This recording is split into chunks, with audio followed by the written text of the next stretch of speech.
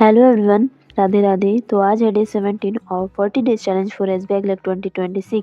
तो संडे को मैं पूरे वीक का रिवीजन करती हूँ और साथ में टेस्ट देती हूँ। पर अब से मैं नेक्स्ट वीक से सैटरडे को टेस्ट दूंगी एंड संडे को सिर्फ रिवीजन रखूंगी, क्योंकि दोनों ही चीज़ें एक दिन करने पर ना ही टेस्ट अच्छे से हो पाता है और ना ही उसका एनालाइज कर पाती हूँ और रिवीजन भी अच्छे से नहीं हो पाता। तो पहले मेरे साथ ऐसा होता था कि मैं टास्क कुछ और नोट करती थी और पढ़ने कुछ और ही लग जाती थी, मतलब एकदम अनप्लान्ड। पर अब मैं जो भी टास्क नोट करती हूँ उसे ही कंप्लीट करने की कोशिश करती हूँ। अभी भी मेरा माइंड डिस्ट्रैक्ट होता है, पर मैं ट्राई करती हूँ अच्छे से जो मैंने नोट किया है उसे ही कंप्लीट करूँ।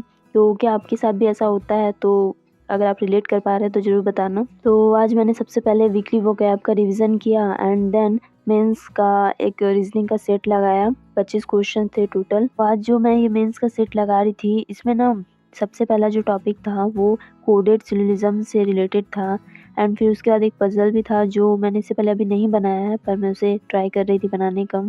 ओवरऑल मैं कुछ चीज़ें बना पाई एंड कुछ चीज़ों में मैंने आंसर का हेल्प लिया एंड फिर उसके बाद उसे कंप्लीट किया। तो आज भी जब मैं ये मेंस का सेट लगा रही थी तो मेरा माइंड बार बार डिस्ट्रैक्ट हुआ था।